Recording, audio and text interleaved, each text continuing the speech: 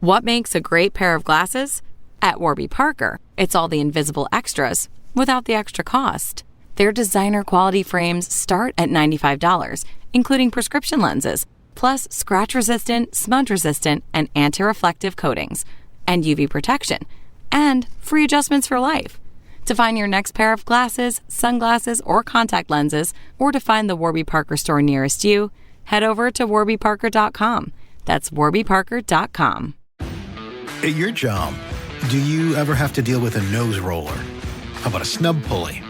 Well, if you're installing a new conveyor belt system, dealing with the different components can sound like you're speaking a foreign language. Luckily, you've got a team ready to help. Grainger's technical product specialists are fluent in maintenance, repair, and operations. So whenever you want to talk shop, just reach out. Call, click Grainger.com, or just stop by. Grainger, for the ones who get it done. It's the Opperman Report.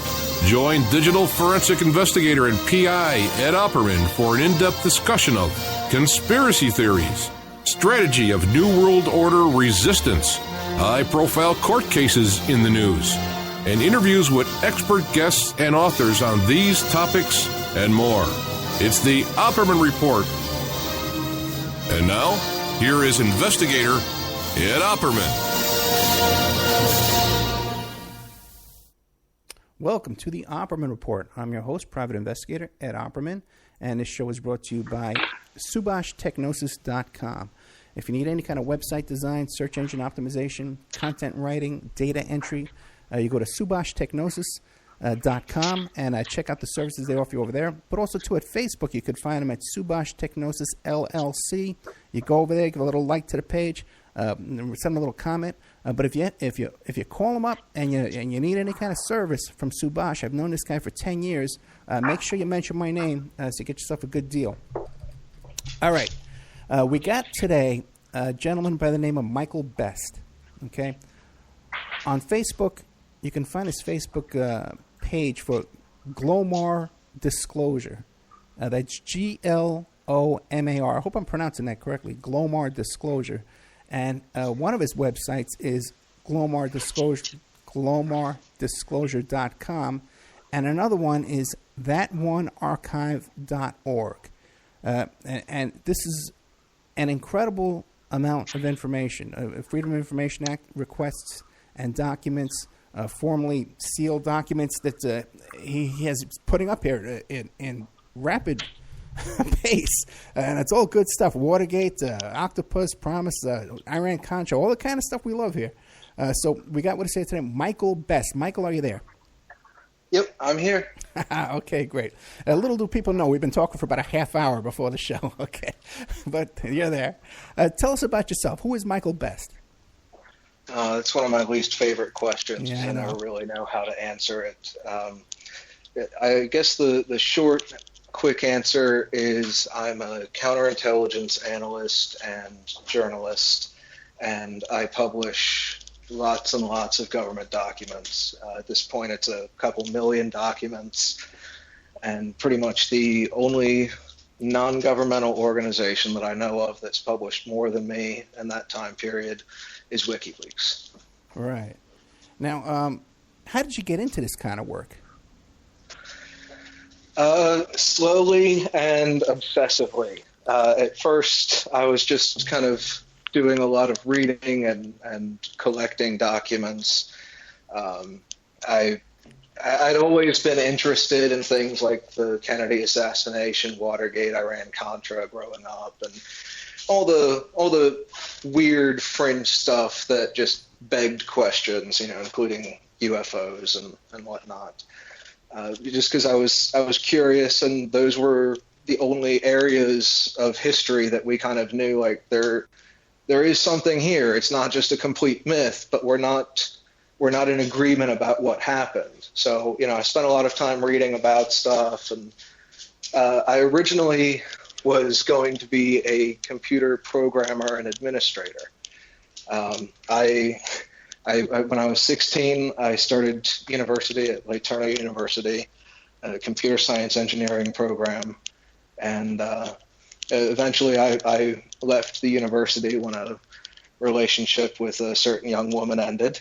I moved back east, and at first I continued the studies, but I got pretty sick, and I wound up spending my 19th birthday in the hospital. I was put into the ICU because I have ulcerative pancreatitis, and so I spent a couple of months just out of commission from that because I was weak. I was having trouble eating anything. They actually wanted to take out my colon. So, what had been just kind of casual reading, I was like, okay, I'm really going to dive into this stuff now because, I have time and nothing else to do. And as I read more and more, I realized a couple of things. One, there are a lot of real threats to the U.S. that a lot of people underplay or think are imaginary. And two, our counterintelligence system and our intelligence system have a lot of major flaws. They do a lot of things very well, but there's also a lot of screw ups, and at times we're just too dedicated to holding the party line, like with Yuri Nasenko. He was a fraud, but that's history turned against him and Angleton, and that's a whole other story. But the point is, I got more and more interested in that, and I wanted an inside view of how that stuff worked. A lot of people, when they investigate and report on this stuff, they're either complete outsiders, and they're journalists, which means that that's what they do. They investigate and report, and that's a good background for this, but it's still an outside viewpoint. And pretty much the only exceptions to that were people that had been in the military or the intelligence agencies. And while they often have better perspective, there's always a question of bias with them, that whether or not it's there, people will raise the question. And they're still restricted by secrecy agreements in a lot of instances. And so I wanted to get an inside view and study counterintelligence, and then use that approach to tackle this stuff, to untangle bits of apparent corruption, look at documents, figure out how to follow stuff, and to most importantly be able to understand better, like, okay, well, what is legitimate? What because there's a lot of things that for any field, for an outsider, it seems completely messed up, but when you actually understand it well enough, it's like, well, yes, I know cutting this man's chest open and doing stuff to his heart, that doesn't seem like a good idea. But trust me, I know what I'm doing, and this triple bypass is going to save his life. And I mean, that's a very crude example, but you get things like that with intelligence and counterintelligence and how things are dealt with. So I enrolled in the American Military University. I did the counterintelligence coursework, all the senior level stuff, did the undergraduate program. And after that, I started really diving into this stuff. And it's been interesting since then. Okay. How old are you? 30. 30 years old. Okay. And you said that you enrolled in a U.S. military counterintelligence school as a civilian? American Military University, yeah. It's it caters specifically to military and intelligence personnel, but it's not restricted to them. It is a public school that has it's an online university that has a very close relationship with the Department of Defense, and you can your experience from the military or the intelligence agencies can be used in place of credits for the university, and the university degrees and programs are taught by current and former members of the military and intelligence community. I had some of my instructors were NSA, a few were DIA or CIA.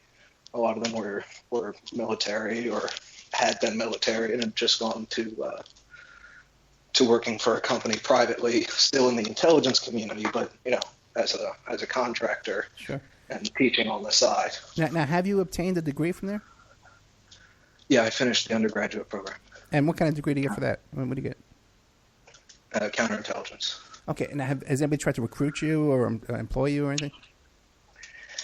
I've gotten a couple of inquiries from headhunters, and most of them turn out to be annoying bullshit. Where even if it's a real company, I don't want to say any names, but I've gotten a lot of inquiries where it's like, we think you would be perfect for this. We've looked at all your stuff, blah blah blah. Are you interested? And I'm like, yeah, okay, sure, let's talk. And they go, great. Fill out this application, send it to some guy, and we're done. Right. And it's like, okay, well, you're just full of nonsense. I did briefly work with a company that it was a startup at the time, Red Earth Intel, and that was it was basically focused on environmental crime and wildlife crime, like wildlife trafficking, figuring out that stuff, and I handled the counterintelligence stuff for them. We developed a source in Kenya who actually he wound up providing hundreds of emails and thousands of pages documenting different instances of corruption in the Kenya government and even ties to terrorism. And it was at that point that the person who had started the company and recruited me decided that it was a bit too much, which was understandable. It was becoming very large and kind of severe. And so he decided to shut the company down and focus on other aspects, and he gave the case to me. And since the case involved, and this is one of the things that blows me away and gives me, while I disagree with Snowden on some things, it gives me so much sympathy for him and people like him. The case involved a project that had been funded in large part by the World Bank. And basically the money from that had been embezzled. The stuff that they were supposed to build, they either didn't build it or it was nowhere near specifications. It didn't work. It didn't do what it was supposed to do. And a lot of that was on purpose to allow different criminals to take advantage of the system. So I reported this to the World Bank, and I got in touch with one of their vice presidents of, I forget what they call it, a vice president of integrity or something like that. And basically they deal with allegations of misconduct and things like that. So I spoke to him a couple of times, and I sent the information, and they basically refused to do anything. What they wanted to do, the most that they would do, was refer the issue back to the contractors and have the people that had originally embezzled the money and were responsible for a lot of this crime, have them deal with it, and perhaps I could put them in contact with my source. Very good. Okay. Yeah, and I mean, and this is the case where people had already wound up dead and discovered in manholes. And, so it's like, no, I'm not doing that. I'm not, we came up with a cryptonym for the guy, a pseudonym, Nick Bland. And, and that was all we ever referred to him as, publicly or privately. There were only two people, myself included, that knew who he actually was. And it was like, no, I'm not. I'm willing to put you guys in touch with, World Bank people or something, or under the right circumstances. But no, I'm not going to give you this guy's name and you give it to the corrupt people. And so we went back and forth some more, and he wound up telling me that because I was being rude at that point by demanding to know whether or not they were going to do anything about it, that there was no point in continuing the conversation, and he hung up on me. Just clarify for me for a second. Who was employing you to do this at this time? This was Red Earth Intel. It's like I said, it's the company that wound up. The person running it, Fernando, closed it because things got a bit too intense and massive with this case. But I mean that experience in terms of helping understand the burden that some whistleblowers have, where it's like, okay, we've already collected the evidence. 90% of it, we know how to collect everything else. They either need to let us do the work, or have someone else independent do it, and they refused to do that. And beyond that, so many of their so-called security protocols were insane. I was trying to get them to set up, an encryption channel for the source to communicate with them, so that they could do so anonymously, but it would be encrypted. And so what they suggested, they refused to do that. What they said, we could do was I could generate the encryption keys and everything, and then send it to them in an unencrypted format. And then they would use that to communicate with the guy. And it's like, well, that defeats the fucking point. Well, no, wait, watch your language. Because remember. I'm sorry. That defeats the point. And so finally, I got them to send a sample of their, how they encrypt stuff, and it was using Microsoft. I think it was called Office 365 or something at the time. And this wonderful system would send you an email telling you that, someone is sending you an encrypted email. You have to either log in with the Microsoft username or click this link, then you'll see the encrypted email in an unencrypted format. And it's like, well, again, if you're sending access to the encrypted thing, if you're sending that unencrypted, it defeats the original point. And this, again, people had died, so we weren't going to take any chances. And the World Bank basically just shut down this investigation. And, so, I mean, he's still out there toiling away, and, I'm still, the problem, I have all these emails, and I mean, we set up a pretty secure system for it so that, no emails were ever actually sent. We set up an anonymous, secure email address, that unconnected to our servers, the public thing. And whenever one of us wanted to communicate with the other, we would create a draft email. Right.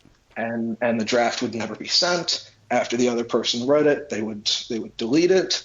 And, so this really minimized the chances of it ever being intercepted. And, World Bank and everyone else is just refusing to cooperate. And, the local police are corrupt. The people that are, the security system is purposefully crippled. And, we're talking about people that either are or are heavily connected to drug traffickers and terrorists. And, it's this insane situation where it's like, okay, there's no way with the system unless, someone wants to come forward and say, here's $100,000 to bankroll the investigation, get some people down there, pay for a safe place, blah, blah, blah. There's not going to be any fixing it from the inside because the system is hobbled from top to bottom. Now, back to you again, your personal life. What part of the country do you live in? I live a little bit north of Washington, D.C. and Baltimore. Okay. Now, so this is pretty much now your full-time work now, are these websites, Glomar Disclosure and thatonearchive.org. This is what occupies your time all day long, correct? Pretty much, yeah. There's still some stuff in the background that I'm working on, and but yeah, this is I'm making this my full-time thing for as long as I can afford to keep going. And how are you funding this now? With the occasional PayPal contribution from people, I sell USBs of archives of the files that I've uploaded. The files are all free for anyone to download, but the USBs, like for instance, the FBI file collection, which is over 1,400 FBI files, and I mean many more PDFs, but 1,400 subject files. That comes to over 150 gigabytes, and that is a lot to download or put on your hard drive. And so the USBs are a way someone can pay for the USB. I get a little bit of money from it, and they get the files without maxing out their bandwidth allowance or filling up their hard drive. They get it on a little handy USB they can plug in whenever they want. And I'm also launching a Patreon campaign, which I think will be live by the time this airs. Right. Okay. So, and but what is your PayPal?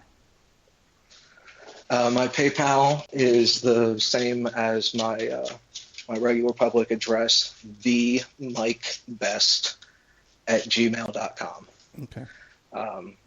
And if you go to that one archive, you'll see at the top of the front page there's a link for the USB archives, and you can click on that, and you'll see the CIA archive, the FBI archive, UFO archive, the Kennedy King assassinations archive, and I just recently added the Essential Investigations archive, which covers everything from JFK to Iran-Contra, Watergate, the BCCI scandal, the BNL scandal, pretty much every major scandal that the U.S. has faced in the last 50 or 60 years. Yeah, it's all the good stuff. It's all the good stuff. And yeah. it's all the characters in all these different cases.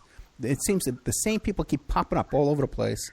And it seems like these are the real people in power behind the scenes that are, or at least doing all the dirty work. To an extent, that's definitely the case. And, there's some people that they're just, even if they're not dirty, they're so involved in everything that you still need to understand them and their motivations and a lot of their work. Like Alan Dulles, for instance, setting aside all his business connections and anything else, just anyone who was DCI for as long as he was and helped set up the CIA and all that stuff, you're going to have to understand who he is. And so that's why I do things like there's a 5-part internally produced CIA history just on his tenure as CIA. It's 5 volumes. And that's on the page of different internally produced CIA histories that I've uploaded. And even though that history doesn't contain anything that says, super corrupt, he did all these horrible things, for an in-depth understanding, you really need something like that. And in terms of finding people, I got to say one of the best things that I've been able to upload is the re-indexed version of the Harold Weisberg archive. Are you familiar with him? No, I'm not. With his work? No, go ahead. All right. He's one of those people that any investigator or anyone who's interested in the JFK assassination or the Watergate and stuff, they kind of should know who he is, but most people don't. He was originally, well, not originally, but the most important early thing he did, he was an officer with the OSS, the Office of Strategic Services, which was one of the predecessors for CIA. It was the World War II intelligence agency. He then went on to be a Senate investigator. He helped with the HSCA investigation in some ways, and he built up a massive archive of documents and correspondence, news clippings, all relating to the Kennedy assassination, the Martin Luther King assassination, Watergate, and even a little bit with Iran-Contra and other things like the FBI raid on Scientology. And so this collection is, well, until I added it to my collection of other things, the Harold Weisberg archive was the largest publicly available non-governmental archive on the Kennedy assassination. Now, since I added that to my other stuff, obviously that title now belongs to my archive. Gotcha. But the re-indexed version, a version of it has been available online for a long time, but it was very basic in its organization. The new version, which was re-indexed by a friend of Harold Weisberg's, he went through it, and we're talking well over 100,000 documents, and he re-indexed and renamed all of them. according to about 5,000 or 6,000 different subjects and names, each one of which has its own little sub-index and finding aid that tells you what document is what. It's a letter from who to who produced it, what the dates are, what it basically describes. And, one of the best things about it is that he collected and documented this stuff as it was happening and being investigated. And so not only do you get a lot of facts, and some of it very detailed between his notes and the unpublished manuscripts that he collected and wrote and all the government files, but you also get a very clear idea of how the investigation evolved and how different conspiracy theories came up. There was one instance, a letter he got that I think it was basically a reference to the Illuminatus trilogy, which, while being a great book, it was when that came out, and it's very enlightening to see not only the facts but how the theories evolved, and it makes it easier in some instances to see how we got derailed with different theories and ideas, like the three tramps and the JFK assassination, for instance. One more question I wanted to ask you, again, about your personal life is, have you been interviewed before this? Well, sure, yeah. I was actually, earlier today, I was on the phone with the Wall Street Journal. I've done a couple of podcast interviews with Doug Campbell, his stuff on the Dallas action, and the Kennedy assassination, and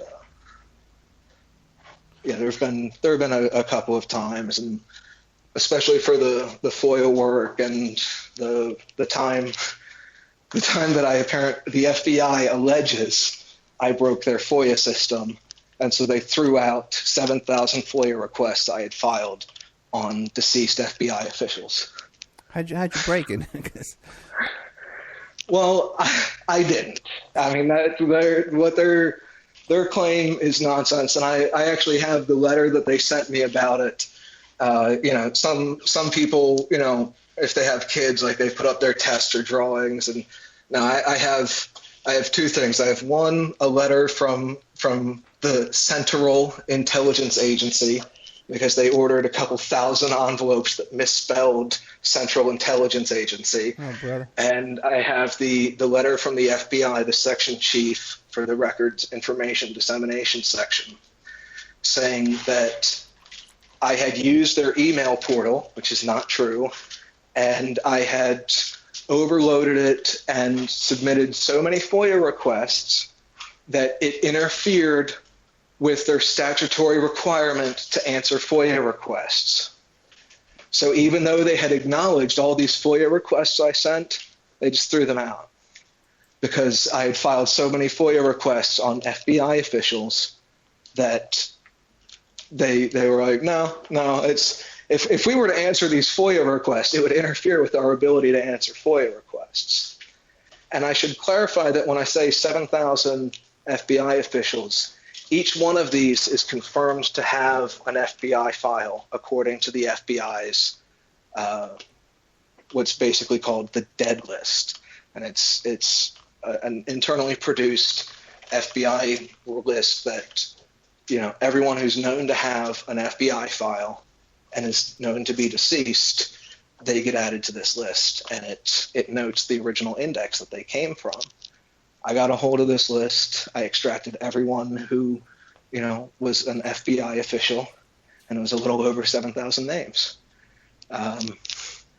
So, and it's a very interesting case for me because they keep lying about it. They say I used their FBI portal or their email portal, and I was like, no, I didn't.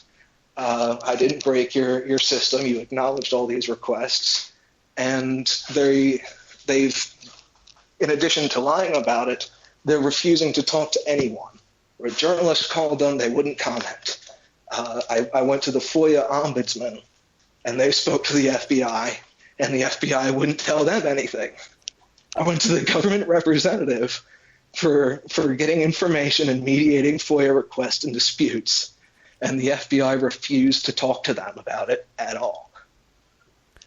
Well, you probably broke their phone too. Hey, let me ask you a question. No, just recently, there was this thing hit the news, okay, about a former FBI agent that was on this dead list was stopped entering a Trump Tower with a handgun. Do you know anything about that? Does his name show up on your list?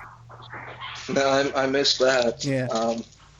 That's interesting. It could have actually been one of those fake news sites. There was a story about a man being stopped on the way, and he tried to circumvent the metal detectors entering the Trump Tower. Then it started coming out on all these kind of fake websites that he was FBI and he was formerly dead. He was on a dead list. So who knows? There's so much crap out there now these days. Yeah, and a lot of times you also run into names that they're the same. Right. And a lot of names are fairly generic. If your first name is Michael, James, or Ed, there's a fair chance you're going to find someone else out there who has that same name. And I mean, Michael Best isn't even a unique name in the national security community. There's a major lawyer who Michael Best and Friedrich, I think they come up in a lot of Google searches. And there was one instance where I was attending a conference, and there was some confusion because at the time, Michael Bloomberg's lawyer was named Michael Best. And so the people who were doing some of the screening, they knew this and they saw my name and they're like, no, you're not him. And, so it's a lot of times I think we get instances where it's just like, oh, well, someone has the same name, or like you say, all these fake websites that pop up and post, nonsense. Like I've been seeing an insane number of people faking Podesta emails, posting them online, and then attributing it to WikiLeaks. And I mean, the number of people that are doing that and posting fake news is just astonishing. Yeah, I know, and I think part of that too is to discredit some of the stuff that's supposed to be coming out from WikiLeaks. They want to like dampen all the accuracy and the expectations and disinformation. Just a lot of confusion. Let's take a little commercial break right now. Okay, we're with Michael Best. His website is Glomar Disclosure, GlomarDisclosure.com, but also on Facebook, Glomar Disclosure, and then the number one, that1archive.org. When we get back, I want to ask you about, because I know you have some contact with the folks over at WikiLeaks, so let's get an update on what's going on with them. There's a lot of hysteria and confusion going on with that right now. Real quick, before we jump to commercial, I just want to add, people can also follow me on Twitter. I'm NatSecGeek, NatSecGeek.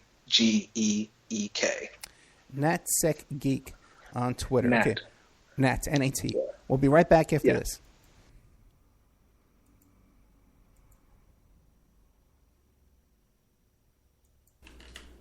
And now a word from our sponsors. Did you know that 30% of all people on online dating websites and personal ads are either married or in a monogamous relationship? 30%. If you suspect that your husband, your wife, your boyfriend, your girlfriend may be cheating online, go to emailrevealer.com. On our online infidelity investigation. You give us their email address, and we can trace it back to online personal ads, dating sites, and social networks. We can even expand the investigation and find them cheating on escort service sites, or even porn sites if they're registered to porn sites and swinger sites. So check out emailrevealer.com if you suspect your spouse is cheating, and check out our online infidelity investigation. William Ramsey is a producer here at the Opperman Report, and he's just come out with a new book, Children of the Beast, Aleister Crowley's Shadow Over Humanity. Now, he just sent me a copy of this book. Oh, boy, it's about 2 inches thick. And there's a chapter on just about everybody in this book that you can imagine. The Beatles, and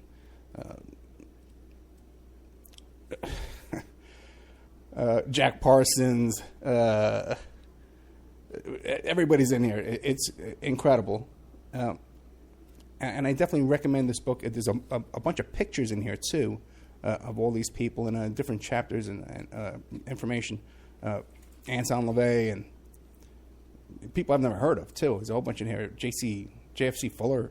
I don't know who he is. But it's great stuff by our producer here, William Ramsey. So check out Children of the Beast, Aleister Crowley's Shadow Over Humanity. You can find it on Amazon.com, or you could find it in the OppermanReport.com bookstore.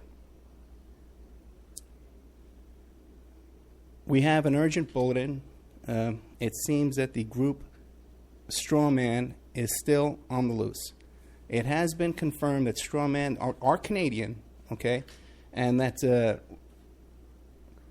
authorities are asking people to stay indoors, lock your doors and windows until this group can be dealt with. You could find more information about this group of Canadians, at strawmanmusic.com.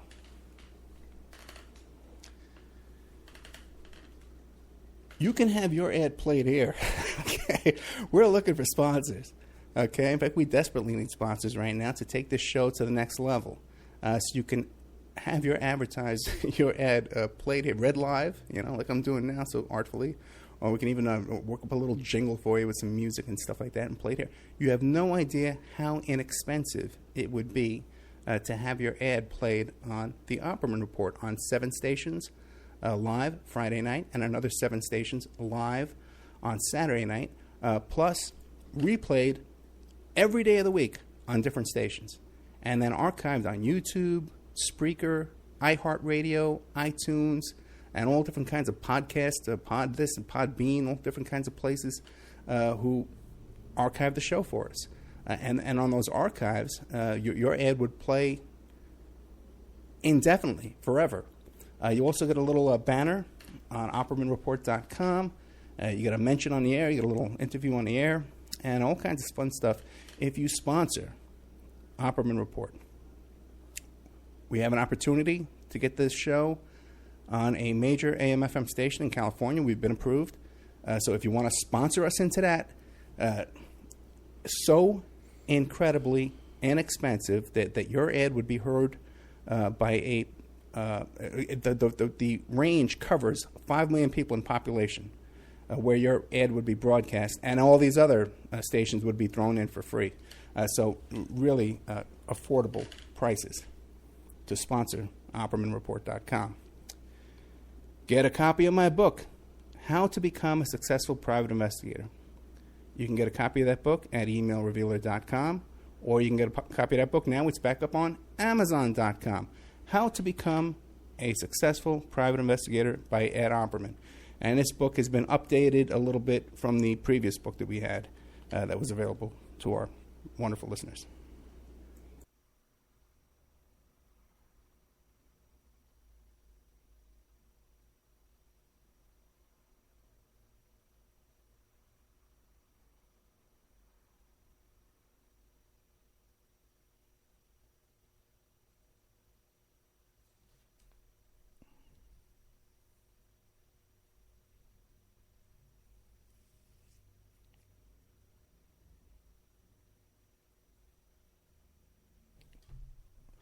Okay, welcome back to the Opperman Report. I'm your host, Private Investigator Ed Opperman, and we're here today with Michael Best, the man who broke the FBI's FOIA request system, single-handedly destroyed the FBI. He's GlomarDisclosure.com and also the1archive.org. And what's your that1archive.org. And what is your Twitter again, my friend? NatSecGeek, as in National Security Geek, NatSecGeek. Great. And you'll know that's me when you get a picture of a faceless man wearing glasses. Okay, great. And now, what is your connection? What is your association with WikiLeaks? That is always a little bit of a tough question to answer. I mean, the first thing to get out of the way is I'm not a representative of WikiLeaks. I do not speak for them. On occasion, I quote them for a statement or something that they make to me, but it's always, I make that clear that it's coming from them. And so I do not speak for the organization. I'm not a staff member or anything like that. We do communicate. I suppose one of the best descriptions would be I'm a volunteer. I help with various things when I can. I don't want to get into too many specifics because it's generally WikiLeaks' policy not to really comment on stuff like that. But my involvement is kind of known to an extent. So I mean, I'm willing to talk about that. They've promoted some of the files that I've uploaded, like the copy of the expanded Hillary Clinton file that they tweeted out. That was what I uploaded. The 13 or 14,000 page FBI file on Cuba and anti-Castro activities. They tweeted out a link to. That was one of my uploads, as well as the CIA files on Raoul Wallenberg.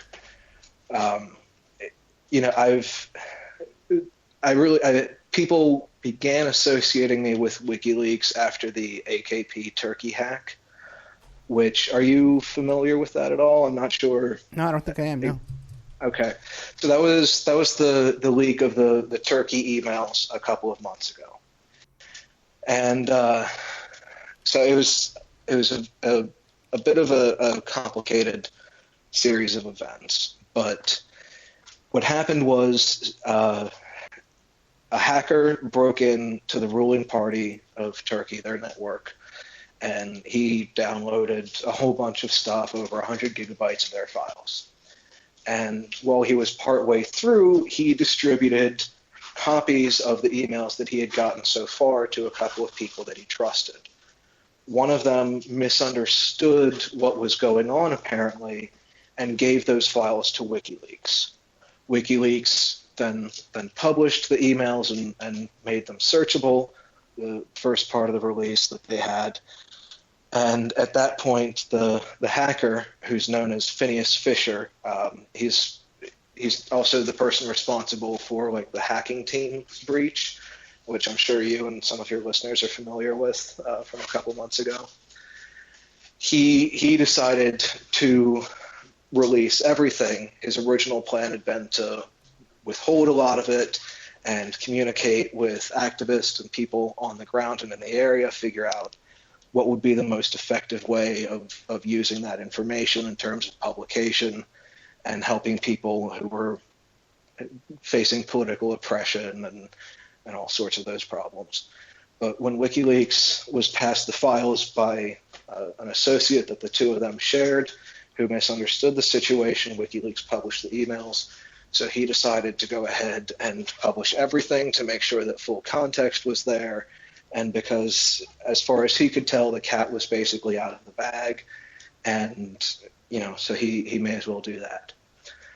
So those files were released to another hacker named Thomas White, better known as the Cthulhu, or on Twitter, CthulhuSec, short for Cthulhu Security.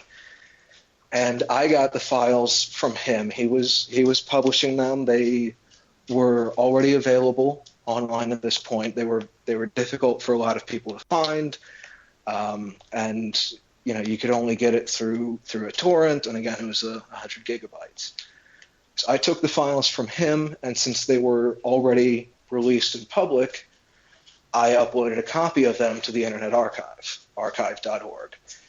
It's my general policy that even if I don't really agree with any specific breach, once it's out there, unless it really contains a lot of personal details or information like credit card numbers and whatnot, I'm generally going to archive it and make it more available to people, because the people that are already going to do harm with it, they're already finding it.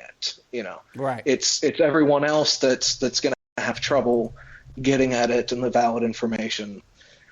So I created an archive there on, of these files. WikiLeaks then tweeted out a link to those files saying something like, here's a complete copy of our AKP email release and more. And so people decided that WikiLeaks was the one who released those files. And this was very infuriating because that's how it was reported in the Huffington Post by a woman who I've become convinced has a grudge against WikiLeaks because she distorted fact and overlooked things. She wrote an article in the Huffington Post saying that WikiLeaks had published files that included the voter registration information for women in Turkey, and that had their personal information and put them in danger, and it was all WikiLeaks' fault. And that was problematic because, one, I had tweeted out the link first, which she could have easily seen if she had searched Twitter. And two, when you went to the page, when you clicked on the link, it had my name. It said Michael Best. It was in a collection specially created for me. If you looked at the metadata, it had my email address. It was not hard to figure out who actually uploaded it, but she wrote this long thing accusing WikiLeaks and blah, blah, blah. She never contacted me. She never really tried to get the files taken down or anything. But when it became known that the information was in there, the files were removed from the Internet Archive. I got an email from the office manager saying, they'd heard word, and so they did that as a temporary action. And he said, email me or call me. Here's my number. If we can talk about this. And that was a very reasonable reaction of them. They were basically saying, like, yeah, we're going to play it safe for right now, but it was a temporary reversible thing. They just made the files inaccessible, and they said, feel free to tell us why, it shouldn't be this way. And I sent back an email saying, like, no, you guys are right. And it turned into this long thing where I eventually had to write a separate article saying, WikiLeaks didn't upload those, I did. And, that was the version that got tweeted out because of the 140 character limit. And so that's very frustrating because a lot of people think that, one, I was the person who decided to release it when that's not the case. And two, that it turned into this whole thing that was very manipulative and felt like it did. I have to admit, WikiLeaks said from the beginning, like, no, this is an attack on us, blah, blah, blah. And I was skeptical. I thought, no, it's a good faith mistake on her part, the journalist who had written the Huffington Post piece. And as time went on, it became really clear that, no, they were right. She seems to have a bias. I don't think it's a necessarily malicious bias, but it's there, and she distorted facts. She said that she and others had repeatedly tried to reach out about the files and have them taken down. Well, that's not true. I was never contacted. She sent me messages over Twitter after I contacted her and said, you can quote me on this. And so I did, and then she went insane, figuratively speaking, basically saying, how dare you quote me? That was a private conversation. So I sent back a screenshot where it was 2 messages in a row from her. You can say this and add this to your article. Bam, quote. And, and things like that where she ignored my name being on the file. She ignored my email address in there. She didn't, and she lied purposefully about where the files were, how it was uploaded. She lied about contacting me to try and get stuff taken down. I had to contact her. All right, let's not get too far into that. Let me ask you, well, what can you tell us? Because there's a lot of news going on in the past 48 hours with WikiLeaks. Yeah. What can you tell us? First, describe what's going on in case this plays a couple of days in the future. Describe what the situation is right now, and then tell us what you know. All right. Well, there's a couple of situations. So I guess the biggest thing that's going on at the moment is the Podesta emails. That's the background. All these leaks that essentially target the Democrats and Hillary's campaign and people associated with it. There have also been very recently a lot of accusations about WikiLeaks being Russian-controlled, and especially the emails having been hacked by Russia. Then a lot of people panicked when Assange's internet was cut by Ecuador, and he basically, the account went silent for a while, and the WikiLeaks account tweeted out some pre-commitment hashes. They were labeled pre-commitment, but people saw this and kind of the internet went insane. Right. Some people started making up stories about how the Ecuadorian embassy where Assange is, Mendax, that it was being invaded by the Brits. Pamela Anderson, who had brought him a vegan sandwich earlier, had poisoned him and killed him. Mendax was dead. All these things. Some people were saying that, these pre-commitment hashes, those are passwords to unlock insurance files.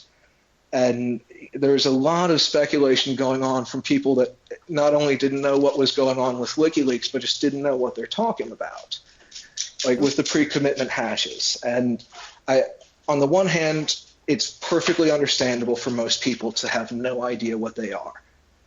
What's not okay is for people who don't know what they are, even though it says pre-commitment, to then start speculating and making things up. Okay, well, explain then what is that? What is the pre-commitment hashes?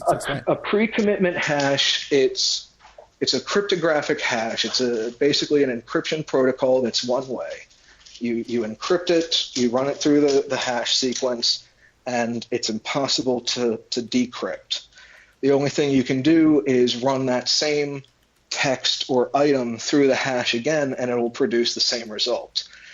Most of the time, what this technology is used for is if you're downloading something, they'll give you a hash checksum of the file. A lot of people will have seen MD5 checksum or something like that, CHECKSUM. And it's basically a way of verifying that, yes, this file is the same one that it was downloaded. There was no one substituted anything. There were no download errors. But you can also use it with text. And so what a lot of people will do if they know something ahead of time, and they need to be able to prove that either they were involved or that something was the case, and they need to make that proof public and verifiable, but not actually say it yet, they'll tweet out these pre-commitment hashes. Gotcha. And I mean, sometimes victims will do this. They'll tweet out a pre-commitment hash saying, so-and-so did this to me. But no one knows it says that because the investigation of the trial is ongoing, but it gives them, later proof that they can say, I didn't make this up in 2015. I said this back in 2010. It just wasn't public, but I can prove it. So the WikiLeaks account tweeted out 3 of these pre-commitment hashes in 3 different tweets. One labeled Ecuador, one labeled John Kerry, I believe, and the other being a reference to the Foreign Affairs Office for the UK. Right. And so a lot of people were saying, oh, he's dead, or they're releasing all these things, and just tons of theories were going around. And, in reality, it was just the internet had been cut for Assange at the embassy. It had been cut by the Ecuadorians, apparently at the request of John Kerry. And all this started apparently back in late September. And allegedly it relates to the peace negotiations with FARC, between Colombia and FARC, the resistance guerrilla terrorist group. But the actual severing of the internet connection, I believe, happened a few days ago, shortly after WikiLeaks released the section of the Podesta emails that included the Goldman Sachs speeches, the transcripts that Hillary had given. And so there's a lot of speculation that severing the connection was in retaliation for that. At this point, that's still speculation. A correlation between those two things happened close to each other. That's that's not necessarily anything. Well, how about this? Biden also said that we were going to retaliate against the Russians, quote unquote, and we were going to with some kind of internet retaliation. Do you think this is what he was talking about? No. No. A lot of the stuff that's been leaked about CIA cyber operations and stuff against Russia, it's hard to say how much of that is realistic. But what they were talking about were clearly cyber operations. This was a diplomatic action. This was the Ecuadorians shut off internet access themselves for their facility for someone who's staying there. Now, how do you know that the Ecuadorians did this? How do you know? It's what WikiLeaks has said. Okay. So this came on the heels of renewed allegations about WikiLeaks being controlled by Russia and the Podesta emails and everything else having been hacked by Russia. And that's really a couple of issues that are separate, but everyone is treating as though they're the same. And this was further confused by what is honestly, it is a little bit confusing, but it's also truly ridiculous. One of the batches of the Podesta emails, I think, I don't remember the number. It was a couple of days ago. Russia Today, RT.com, posted an article about them referencing the release and quoting the emails before WikiLeaks tweeted out the announcement about them. Okay. And Russia Today it's state-controlled media. I don't want to say it's always inaccurate, but it is Russian-controlled propaganda. Basically, it's the equivalent of reading The Voice of America. Like things aren't necessarily made up, but you are definitely getting a news with a view. Well, you know what? In some ways, because I know some of the people that they have on there, and these are people with no credibility whatsoever. They describe themselves as being NSA and ex-CIA, and they're not. And these are pretty much kind of like I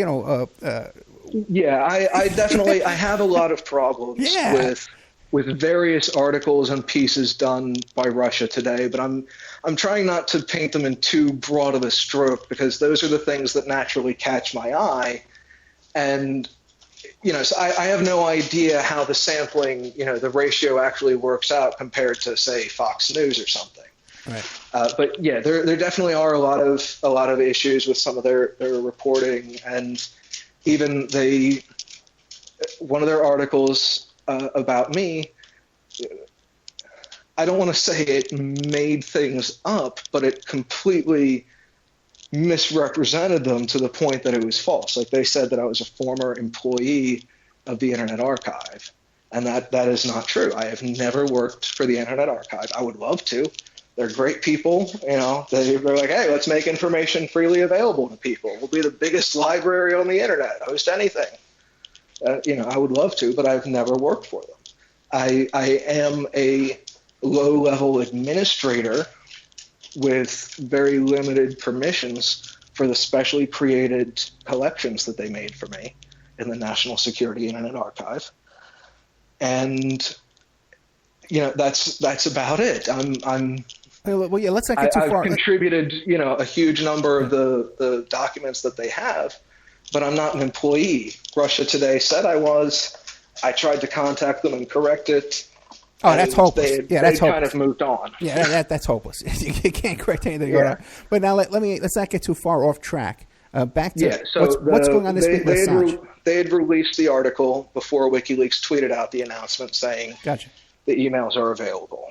And so a lot of people were pointing to this as proof that WikiLeaks was working with Russia, that Russia had the emails ahead of time, and all this stuff. And it is a question. And I have to say that I am eternally suspicious of Russia. The Russian intelligence. I love a lot of Russian culture. Some of my favorite books are translations of Russian novels. But I I will never stop being suspicious of the Russian intelligence agencies and security agencies. The Chekist legacy is very ugly, and it basically hasn't stopped. But there is no proof that WikiLeaks is collaborating with them, and the fact that Russia Today published that when they did, a lot of people missed a couple of things, and so I made some notes about the exact timeline. Let me pull that up real quick. Well, I tell you what, this might be a good time to take a commercial break. And then while you're pulling that up, okay, so we're with Michael Best, GlomarDisclosure.com, and also too on Facebook. You can find him on Glomar Disclosure. His other website is that1archive.org. That1archive.org, and you can find him on Twitter at NatSecGeek. NatSecGeek. We'll be right back with more of Michael Best. He's telling us the inside scoop on what's going on over there at WikiLeaks with Assange. I'm on the wrong page. Let me get back to this. Okay, sure. Okay. And we'll be right back with more of Michael Best right after these messages.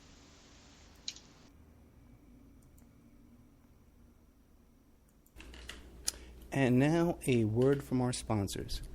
Did you know that 30% of all people on online dating websites and personal ads are either married or in a monogamous relationship? 30%. If you suspect that your husband, your wife, your boyfriend, your girlfriend may be cheating online, go to emailrevealer.com. On our online infidelity investigation. You give us their email address, and we can trace it back to online personal ads, dating sites, and social networks.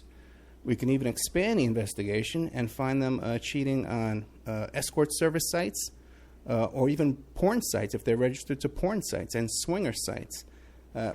So check out emailrevealer.com if you suspect your spouse is cheating, and check out our online infidelity investigation.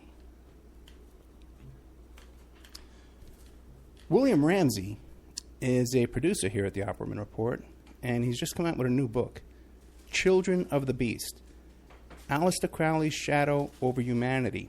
Now, he just sent me a copy of this book. Oh, boy, it's about 2 inches thick, and there's a chapter on just about everybody in this book that you can imagine. The Beatles,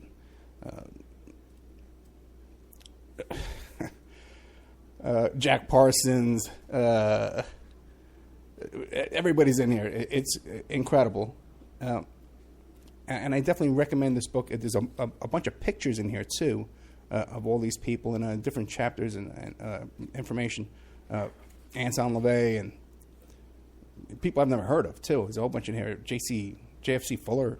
I don't know who he is. But it's great stuff by our producer here, William Ramsey. So check out Children of the Beast, Aleister Crowley's Shadow Over Humanity. You can find it on Amazon.com, or you could find it in the Opperman Report.com bookstore. We have an urgent bulletin. It seems that the group Strawman is still on the loose. It has been confirmed that Strawman are Canadian, okay, and that authorities are asking people to stay indoors, lock your doors and windows until this group can be dealt with.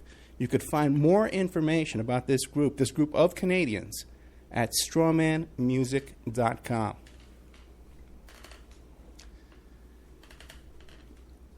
You can have your ad played here.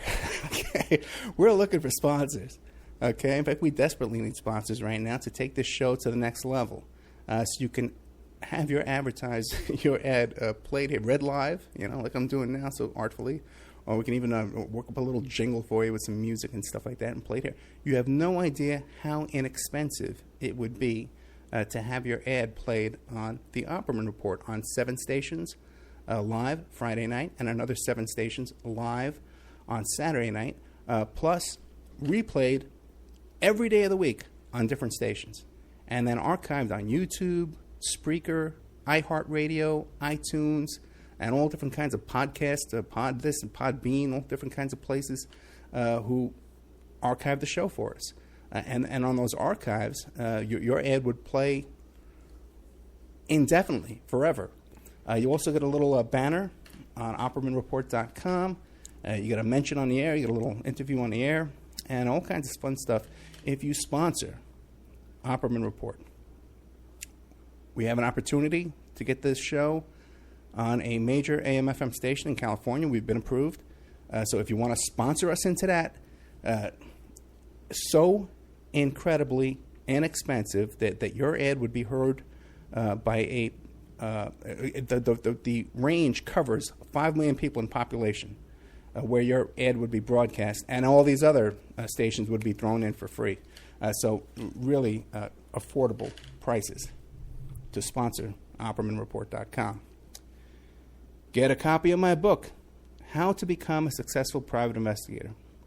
You can get a copy of that book at emailrevealer.com, or you can get a copy of that book now. It's back up on Amazon.com.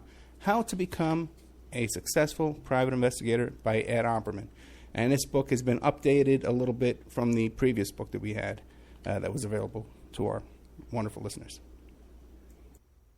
Okay, welcome back to the Opperman Report. I'm your host, Private Investigator Ed Opperman. We're here today with Michael Best. He runs GlomarDisclosure.com and also ThatOneArchive.org. And you can find him also, too, on Twitter at NatSecGeek. Now, Michael, let me see if I can summarize, if I understand what you're saying so far. Mm-hmm.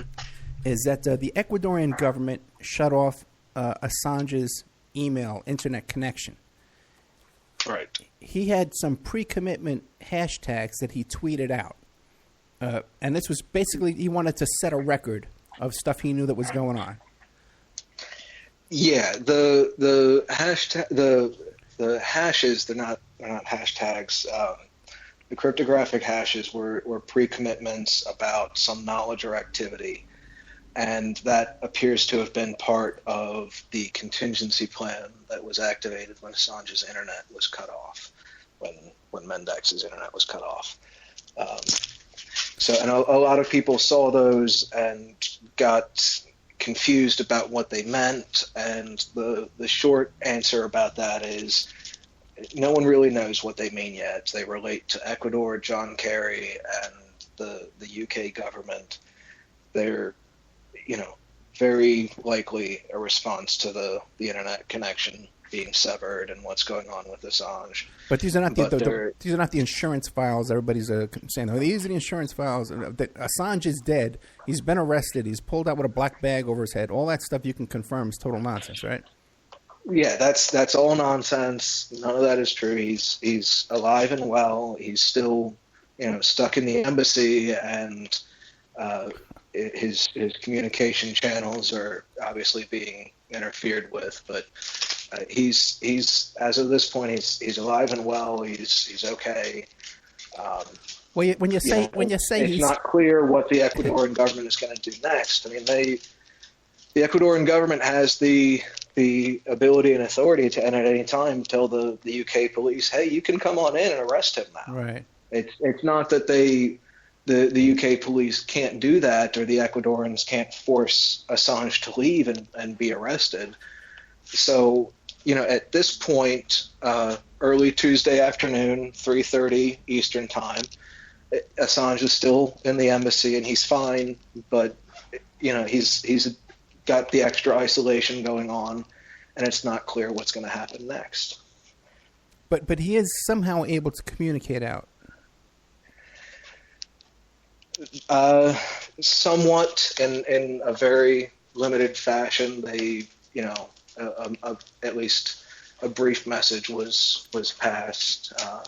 It's not really clear the extent that he's able to get stuff passed out, if he still has a working phone or what's going on there. Now, what about physical visitors? If Pam Anderson was able to go in there with a sandwich just the other day, right in the midst of all this, like she wasn't stopped from going in there, I'm sure other people are going in there. What do we know about that? Not a whole lot at this point. even a lot of the stuff around Pam Anderson was speculation or just pointless, and it's not really clear exactly what's going on in the embassy. It's very opaque, and they have total control over who comes in and out. Hey, what do we know about this Pam Anderson trip to begin with? What's the reason why? Was she in Ecuador for other business and just happened, or are they longtime friends? Do they have an association? No, he's in London. It's the Ecuadorian embassy in London. Right. I apologize. Yeah. And no, I'm not really sure what's going on there. She may have just been visiting. She passing by. The Pam Anderson trip. To be honest, I don't even know for a fact that the Pam Anderson trip happened. Yeah, that's true. That's recorded, and it's one of those things that it was like, well, I don't need to fact check it because, what bloody difference does it make? So, and besides, it's Pam Anderson. Like who the bleep cares? It was kind of my reaction. And it's like, oh. Good. Someone who, anytime she showed up in a TV show I liked, I knew it was going to have a lot of pointless sexual humor and not be very funny. Now, clarify for me again, Colombia and FARC, the rebels, the FARC rebels. How does that fit into all this again? Apparently, the request to Ecuador was connected to the peace talks between Colombia and FARC, which is somewhat plausible because it has a lot of repercussions for the region. It's a violent group at times that has been involved in the drug trade. I believe that they've mostly allegedly gotten out of that. But the peace talks are falling apart, kind of as a lot of people knew they would. This isn't the first time they've gone to the peace table, and the public apparently rejected the peace deal, which is honestly, that could easily make things a lot worse there. But the information from WikiLeaks is that several U.S. sources have said that it was connected to the FARC negotiations in some way, and that they either thought it was going to disrupt that or threaten it, or the details behind that are not clear. Okay, is there anything else you can share with us as far as WikiLeaks goes? Well, before the commercial break, we were getting into the thing with Russia Today, where they released some of the emails and a story about it before WikiLeaks tweeted the announcement. And that was something that a lot of people misunderstood on both sides, and the issue is there, but it's not exactly what everyone thinks it is. Let me just go through the basic timeline, and all the times that I'm citing are local time for me, Eastern Standard Time on the U.S. And this was on October 14th, so it was 4 days ago from when we're recording this, but it was October 14th that I was talking about this stuff. At 8:47 local time, I first announced that the Podesta email 6 were going up, and at 8:54 local time, I sent out a link to the copy of those emails that I had uploaded. I had taken the raw email files for Podesta email 6, I put them into a zip file and uploaded them onto the Internet Archive. That was at 8:54. At 9:08, Russia Today's article went live, and they tweeted out a link about it at 9:09. A few hours later, and again the next day, they edited their article. In their article, they referenced and quoted the WikiLeaks emails, but several people have assumed that Russia Today used the copy that I uploaded, and that's not true. They did not use the copy that I uploaded. WikiLeaks sent out their tweet at 9:38 local time. So it was at 8:47 that I announced it, 8:54 local that I uploaded a copy. Russia Today sent out their article at 9:08, and at 9:38, WikiLeaks sent out the tweet announcing it. So there's a couple of issues there. A lot of people freaked out because Russia Today was publishing it before the official announcement. Russia Today tried to say the next day, that they just scooped the internet. And I'd say, well, that's not true. First of all, I announced it before that and uploaded the copies of it. And some people assumed, like I said, that they used the copies that I uploaded, which is not true. The timing of WikiLeaks' announcement at 9:38 is determined by two things, essentially. One is the speed of indexing, which is how quickly all the email files get added to the index and they show up in the searches. And that can be a bit computer intensive, even with a server cluster. So there's a delay between when the files are uploaded. Hang on a second. There's a delay between when the files are uploaded and when they're indexed, and you can find them through the search interface. That's the first bottleneck for when WikiLeaks announces this stuff. The second is what's called the stochastic terminator, which is just an algorithm which determines when to publish things based on trends, current activity of the day, how to best time it for impact. So the issue basically becomes, because again, Russia Today did not use the copy that I uploaded,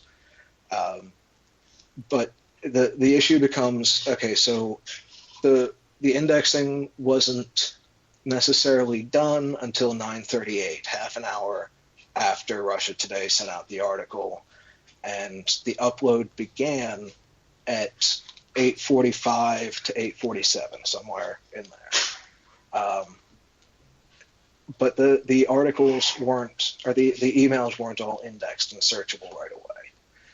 Some were, some weren't, and the question basically becomes, and no one has actually addressed this or tried to work out the math or anything. The question basically becomes, how long would it have taken Russia Today? Let's assume that they had 5 staff members on standby, and as soon as they found the emails, they started searching. Assuming that the emails that they cited were all indexed by the time the article went live, the issue becomes, how long would it have taken them to find those emails? Because they would have to search through multiple terms and then go through false hits for those emails, read those emails, and they cited about 5 or 6 of them. So, what no one has actually done is tried to figure out how long it would have taken them to go through and find the emails that they cited and discard the other ones that they would have found. Because everyone basically just wants to either promote themselves for scooping the internet, right, like Russia Today is falsely claiming, or to use it as, quote, hard proof that Russia and WikiLeaks are collaborating. And there's a couple of points there that I want to address about the WikiLeaks Russia collaboration accusations. But I guess before we move on to that, are there any questions about the Russia Today thing or the timeline there? Is there anything that kind of wasn't clear? No, I think we're clear. I think we're clear. Okay.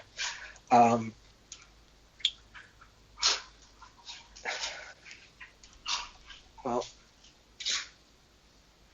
interesting. WikiLeaks just sent out some.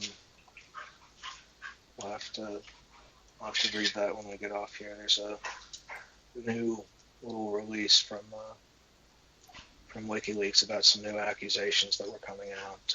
They got some documents about it. But moving on to the alleged Russian connection, everyone is treating that as though it's one issue when it's actually a couple of different issues.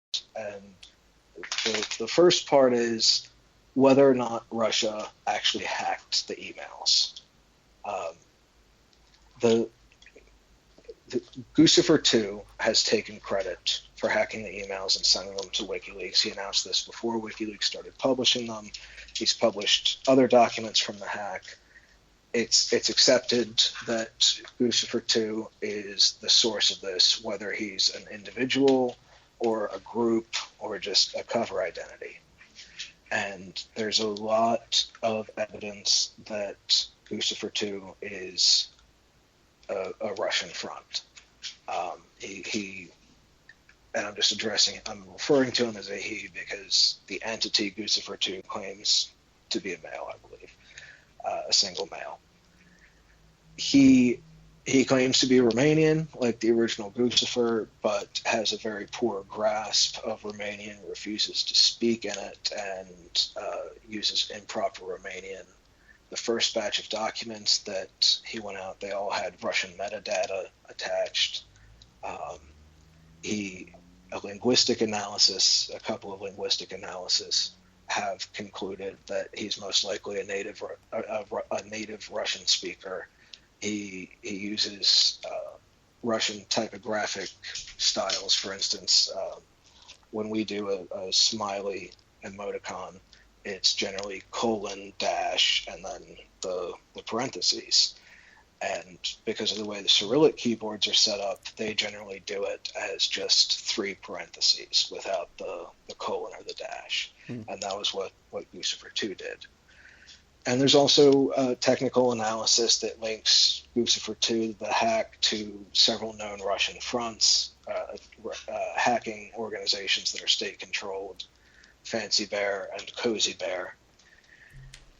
So a lot of people assume that it was Russia, and there's a lot of evidence that it may have been. It seems fairly persuasive, but it's not definitive.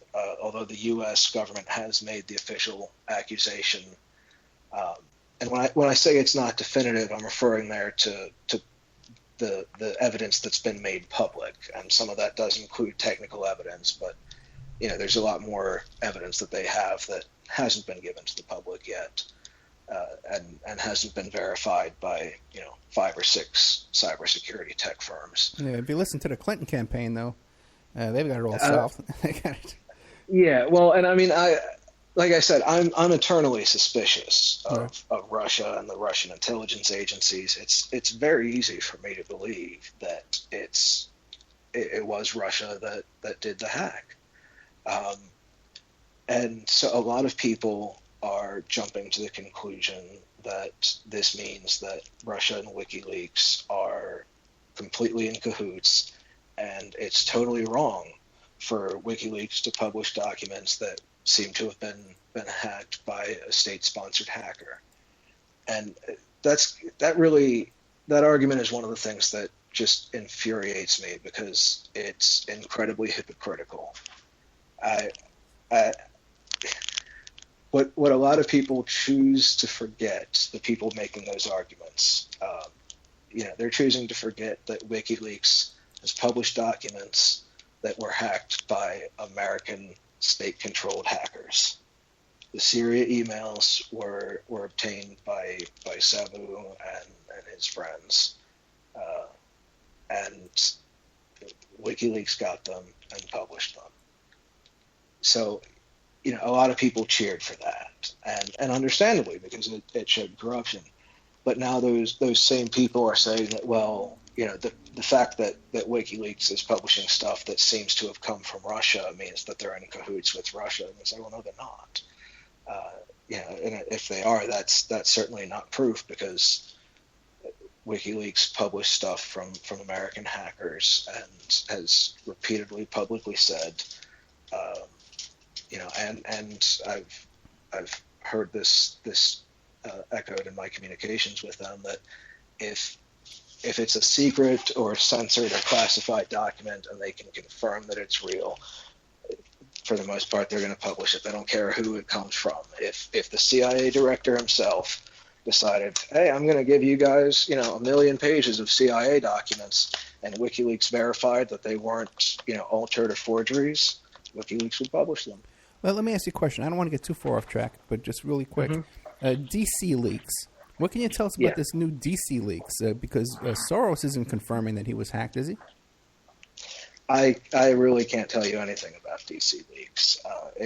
A lot of people have connected DC leaks to the same Russian hacker or hackers that allegedly hacked Podesta and the the campaigns.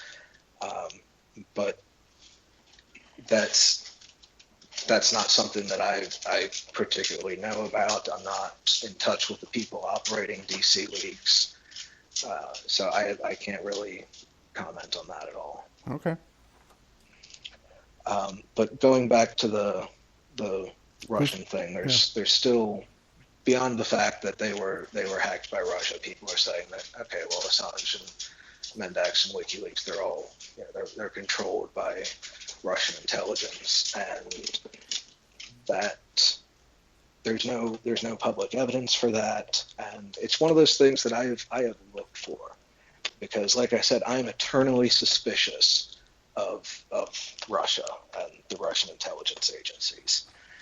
But there's a couple of things that people are overlooking with those theories, and they're fairly major.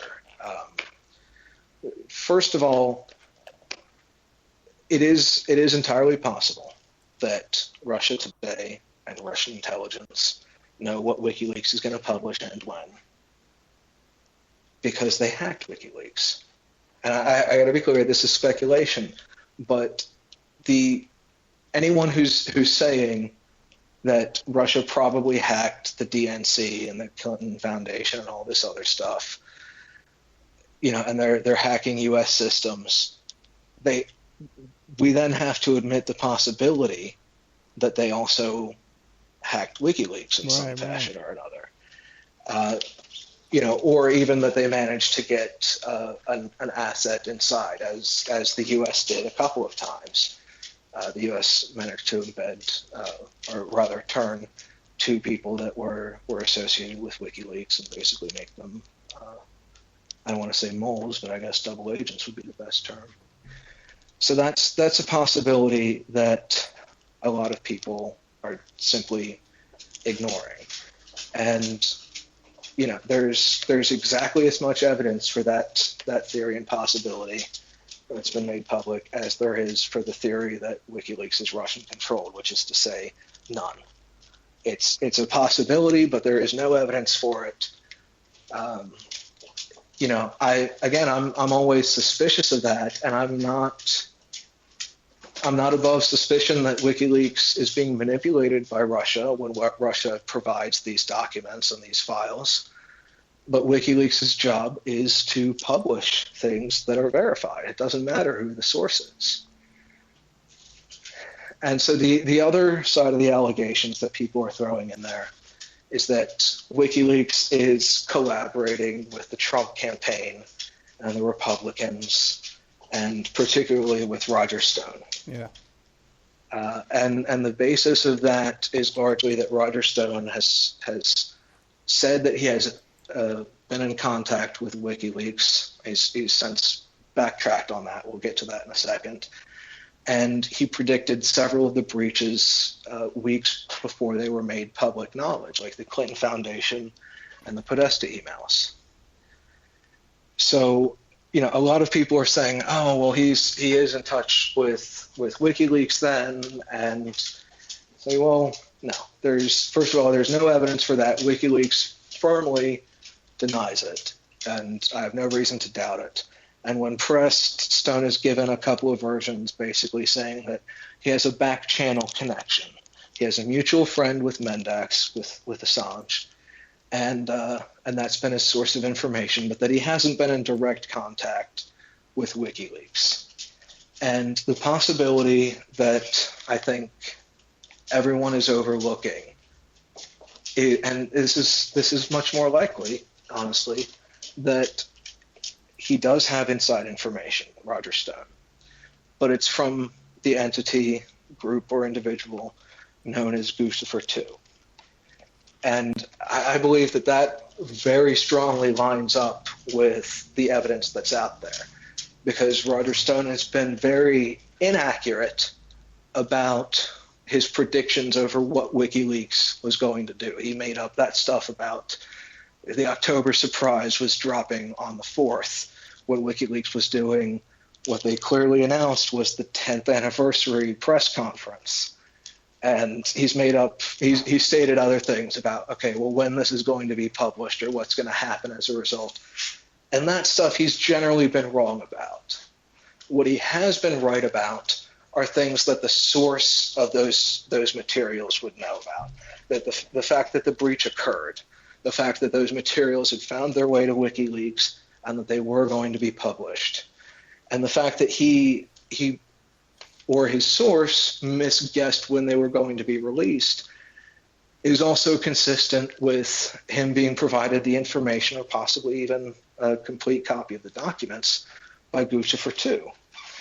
Because that the group or individual known as Guccifer II has expressed dissatisfaction a couple of times with WikiLeaks' publishing speed, especially early on. He wound up posting additional documents to his website and sending out documents to people like Joe Ucho at the Hill. And, because he was apparently impatient with WikiLeaks' publishing schedule. Let me ask you a question about the timing. Do you think that WikiLeaks is trying to influence the U.S. election with the timing of their release? WikiLeaks is trying to get the information out before the election happens. And to an extent, I mean, that's if they're going to release the information, then it should be before the election. There's kind of this horror scenario that we've had, and we kind of, although we didn't really prove it 100% with Reagan at the time, where we basically elect someone and then very quickly after we begin finding out these things that it's like, oh, I didn't realize that's who I was voting for. I didn't realize that's what they really said. That's what they really thought. And so to an extent, it is much better to get it out before the election. In terms of trying to influence the election, they're trying to influence it with accurate information. And the accusations that they're only publishing stuff against the Democrats, well, I mean, first of all, that's not true. They're publishing pretty much all of the 60,000 emails, the Podesta emails.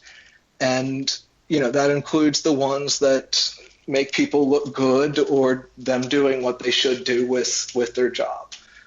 And what a lot of people forget is that, and this is why I don't consider WikiLeaks a news organization in the traditional sense of the term.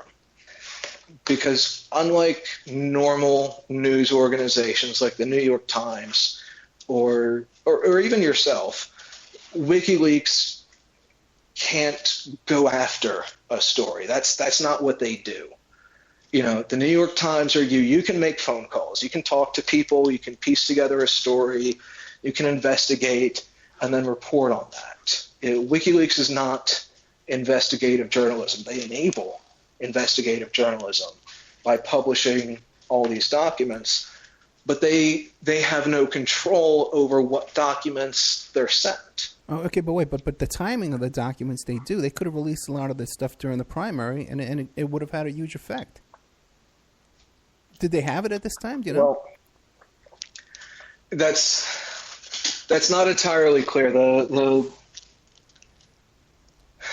What was in the initial insurance package, the 88 gigabyte insurance package that went out, I think in August, there's only about 3 to 5% of that has positively been released. Beyond that, it's not clear if WikiLeaks was sent subsequent information after the insurance file went out. The metadata for the Podesta emails has been cleansed, and it shows a date in September after the insurance file went out, which could indicate that the Podesta emails came to them afterwards, or simply that was when they cleansed all the metadata and did everything they do to protect sources. In terms of getting stuff out there and the publishing speeds, it's one of those things where it's like, yeah, I completely understand that frustration. Everyone wants the information. Everyone wants it quickly. And there's a couple of reasons why it's not really being done that way this time. And the first is, they're experimenting with the stochastic terminator, the algorithm which determines publishing for maximum impact. The second is that if you dump 50,000 emails all at once, a lot of stories are simply going to get overlooked because, there's only so much time that CNN can spend talking about things. There's only so many column inches, so to speak, that they can devote on any given day to that stuff. So by spacing it out, people get overloaded less, the story gets fully explored. But beyond that, it's much more of a resource issue. So I started to say research.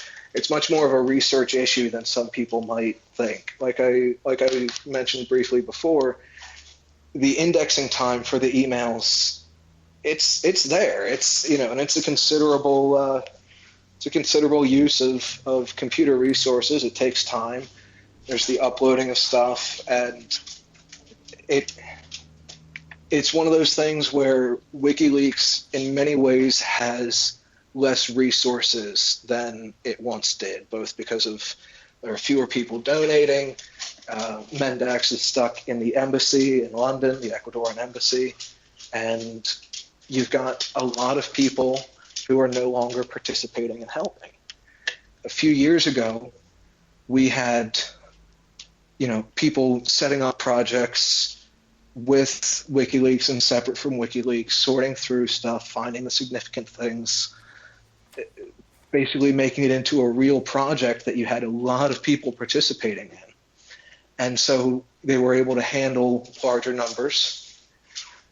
And that's not really the case anymore. You see a little bit of that on Reddit, but it's not very well coordinated.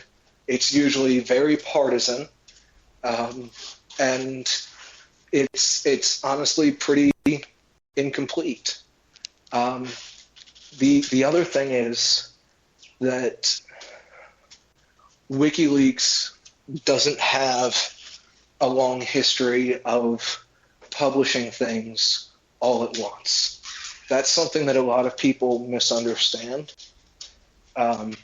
Generally, when things get published all at once, like the Sony emails when WikiLeaks added them, or the hacking team emails, it's because they're already out there, and WikiLeaks is simply making them indexed and searchable and easier for people to use.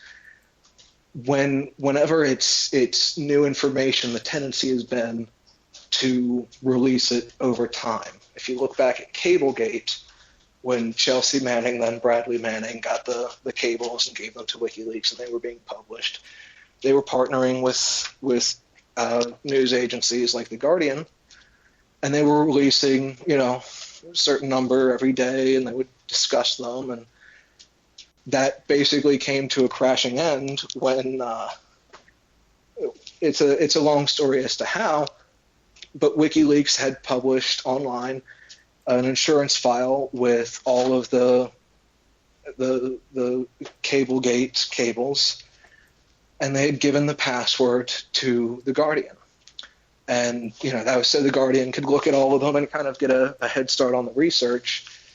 And what wound up happening was they wrote a book and they included the password in the book. So the book gets published, people find the password, the insurance file is public, people decrypt it, and all of a sudden, all of those emails basically come out. And previously, WikiLeaks had not only been releasing them a little bit more slowly, but they had also been redacted in some instances. And then when the complete unredacted version goes out, that kind of blew up their operation there. And that's where a lot of people get the impression that, WikiLeaks releases this stuff all at once. And that's historically not the case. And, you're also seeing a lot less partnering with media organizations for the larger leaks and the long leads, because The Guardian did that, and that really left a bad taste in WikiLeaks' mouth. And it's a danger to sources.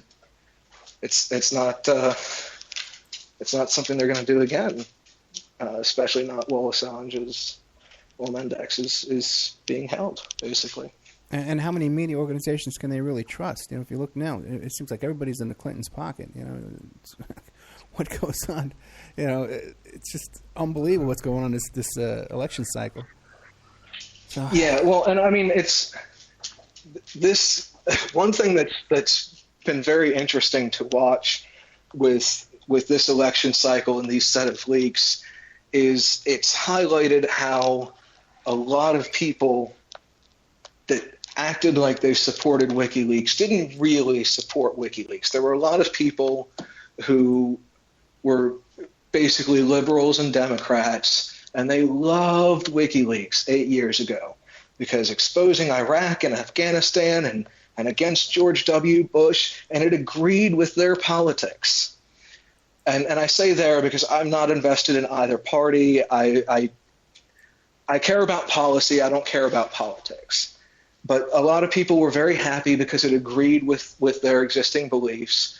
And people that supported Bush and the Iraq war in Afghanistan, a lot of them, were very much against WikiLeaks because WikiLeaks was publishing stuff about that and exposing things and creating the possibility for this and that. And now we get an instance where information is being published that's critical of a Democratic administration and a Democratic campaign and all these Democrats and liberals.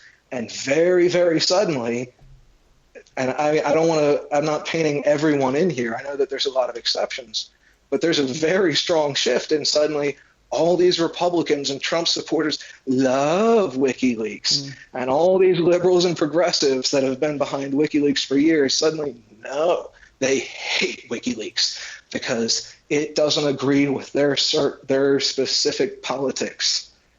And that's, in a way, that's been very enlightening to see that happen.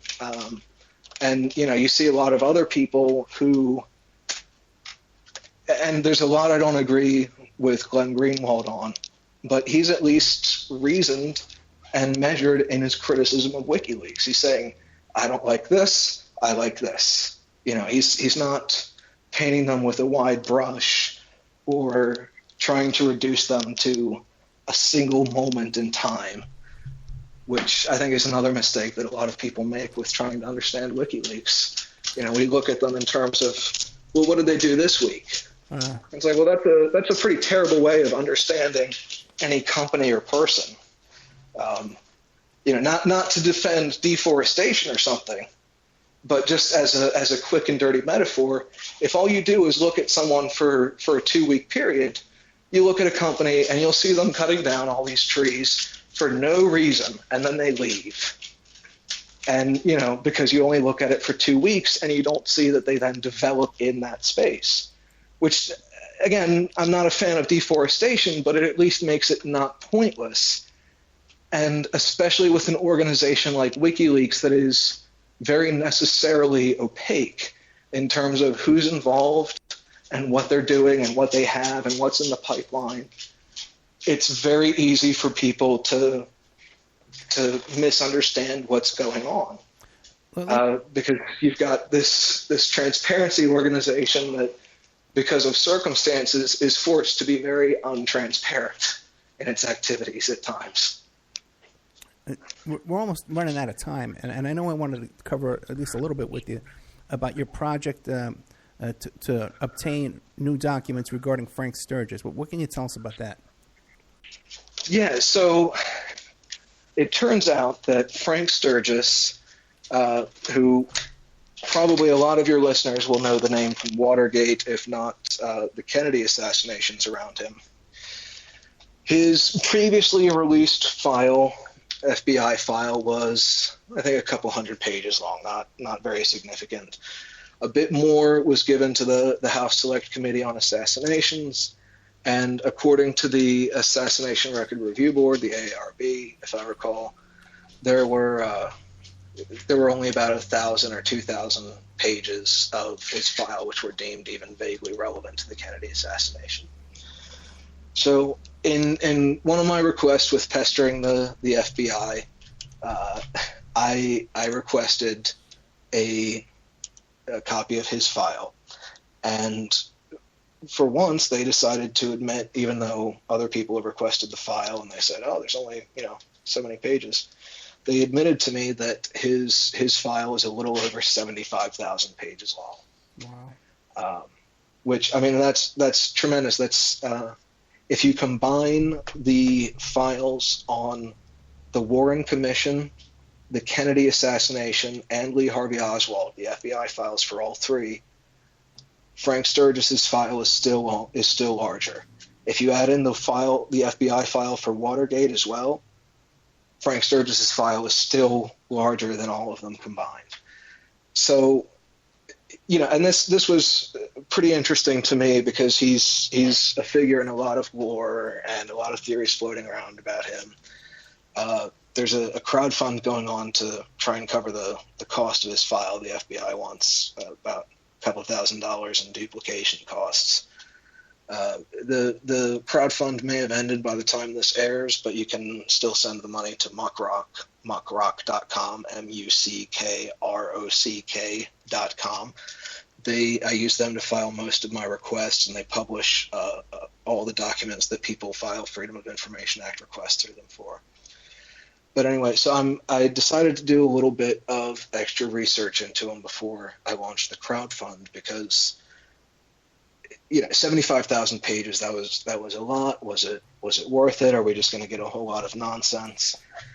And I found a couple of really interesting things. First off, he has claimed and denied at various times having worked for the CIA. The CIA has denied that he ever worked for them. I found a couple of documents where the agency confirms that he worked for them. And one was a description it was a memo written by Schlesinger, the former director of Central Intelligence, was talking about a conversation with then CIA Director Colby, who told him that Sturgis had not been on the payroll for a number of years. But he confirmed that Sturgis had been paid by them. I found a second CIA memo that describes them. They confirm this. They say, it's the case. We know that the agency has, previously denied any connection to him at all. So I did a little bit more digging, and I found a draft. It doesn't seem to have actually been sent out, but I found a draft CIA document where they acknowledged that Sturgis was an agency contact back in the 1960s. So he, despite all the denials from CIA, he was employed by the agency at one time or another, very likely for the Bay of Pigs, where his handler was Joaquim San Genis, also known as Sam Genis. But beyond that, he had a whole lot of other eerie connections that haven't really been explored very well.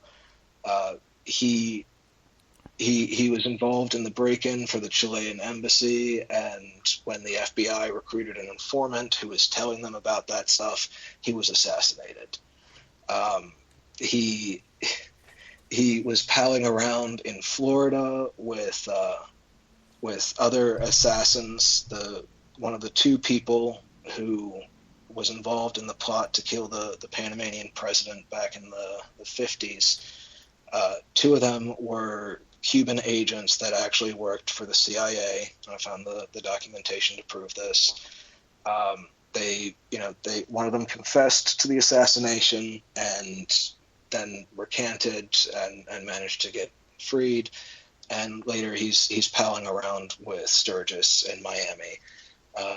The other person was also a CIA asset who in the 70s was involved and connected to threats against the vice president and the CIA director Helms, and I think probably Kissinger if I recall correctly.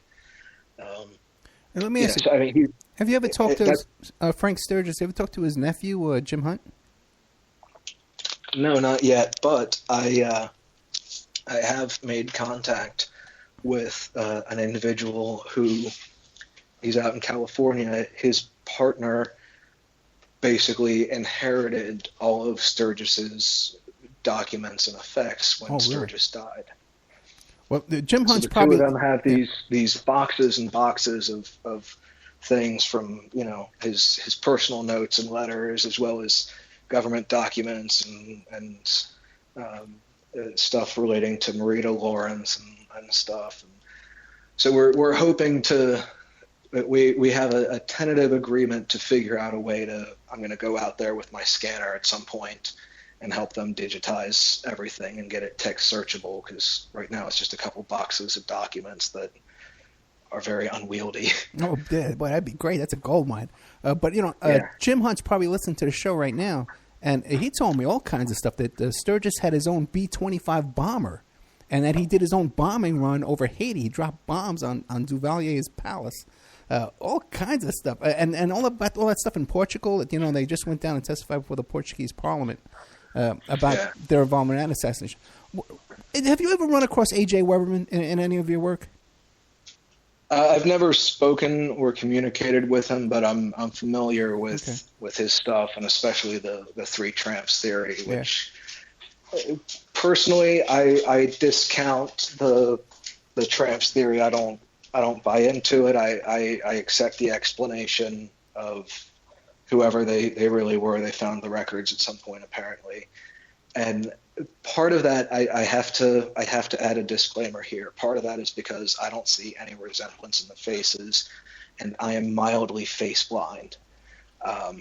So I have a lot of trouble recognizing faces if I'm not very familiar with someone, especially if it's a photograph, especially if it's an old photograph or a black and white photograph. So, my thinking that they do not look like, Howard Hunt and Frank Sturgis and Gary Hemming or whoever else the third one was supposed to be at different points. My not seeing that resemblance, everyone should put a little asterisk next to that and check for themselves. I think A.J. Weberman got a lot of initial documents out there. I don't agree with some of his conclusions. The focus that he had on the Cuban connection and Gary Patrick Hemming, I think that the Cuban connection to the JFK thing is so weird and intricate and multi-layered, and you were bringing up some of the weird stuff Sturgis has allegedly done, and I had never heard that about the B-52 bomber. Yeah, it was exclusive. Yeah, it came out exclusive on my show. Yeah, but and on the one hand, I'm like, no, that didn't happen. That's too ridiculous and insane. But a fair number of the documented things in Sturgis's file are a bit out there and insane. And I mean, he's, when the new CIA Watergate history came out a little while ago, and unfortunately people kind of really misunderstood what it said and what it meant for the most part. The reporting was really inaccurate. But you get into that stuff, and I mean, even the Cubans involved there, it was some weird, wild stuff, and you had a lot of private entities with pseudo-governmental coordination, oversight, approval, monitoring, whatever at various times. And you had so many people, because these were loose-knit refugee organizations and freedom fighters. You had a lot of people going from group to group, and people that would be like, okay, I'm Alpha 66, and I'm the anti-communist brigade, and this and that. And, without real membership lists for a lot of them, because that's not how they worked. So much of that is just vague and still not well covered. Yeah, then you get into whole thing, like you mentioned, Marita Lorenz, and an assassination plot, and they're writing a book together, and she's paying for, who knows what went on with all that stuff, and the confession. But now, to jump from that topic, because I did want to talk to you, too, about, because I had Ted Rubenstein on the show, and it was just when you had released that fascinating document with Bill Weld, who is the vice presidential candidate. This is mind-blowing stuff, man. And it was right for to Gary Johnson. Yeah, what do you tell us? Explain what you got there and what it is. All right, so that letter it's one of those things where there's a lot of indications that it's authentic.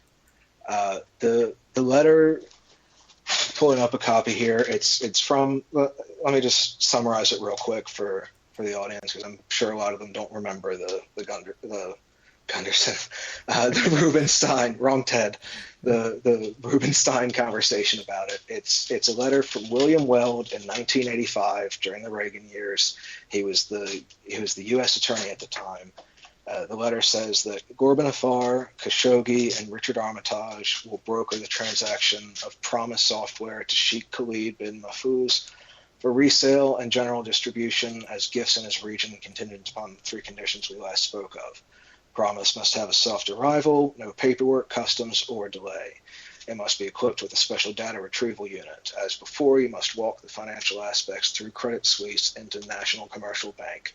If you encounter any problems, please contact me directly. And it's signed by Bradford Reynolds, who at the time was an assistant attorney general in the Civil Rights Division. So what that's referring to, Khashoggi and Ghorbanifar, both connected to Iran-Contra and all sorts of other weird things, arms trafficking and money laundering. Richard Armitage, U.S. official, connected to a lot of that stuff. Bin Mahfouz was an Al-Qaeda financier connected to BCCI Bank, and at one point there was a misunderstanding that he was the brother or brother-in-law or stepbrother of Osama bin Laden. And that's since been discredited / denied, and we're not sure where that comes from. But the Promise software that it's talking about is referring to Inslaw's Promise software, which the Department of Justice stole, and they, CIA, Wackenhut, and Israel at various times and working together at various levels, modified it, put in backdoors, and sent it to countries along with computer systems that had been modified and had chips added so they could access all of their network. They drove Inslaw into bankruptcy and all sorts of weird stuff that it connects to many other cases in varying degrees. But so this letter is... Where'd you get the letter? The letter was sent to Bill Hamilton, William Hamilton, who wrote the Promise software and created Inslaw Incorporated with his wife Nancy. He was sent a copy of the letter, I believe, in 2005 by a source which he is not familiar with the identity of the source. No. But the source had proven generally reliable about other things, knowledgeable about high-level stuff. And so it's this old, folded, torn-up photocopy that's most likely a copy of a copy. All copies of the document were apparently ordered destroyed. But this one wasn't, and it was sent to Bill Hamilton. And authenticating it or proving it's inauthentic has it's been very difficult. The short upfront answer is there's a lot of indications that it's authentic, but it's not 100% confirmed yet. And I'm not sure. Would your listeners be interested in some of the authentication process and the signs for validity and against it, or is that too technical and too much time? Yeah, we're down to 2 minutes. Okay. What do you want to leave us with in the 2 minutes? Now we're gonna have you back too. You got to promise you're gonna come back.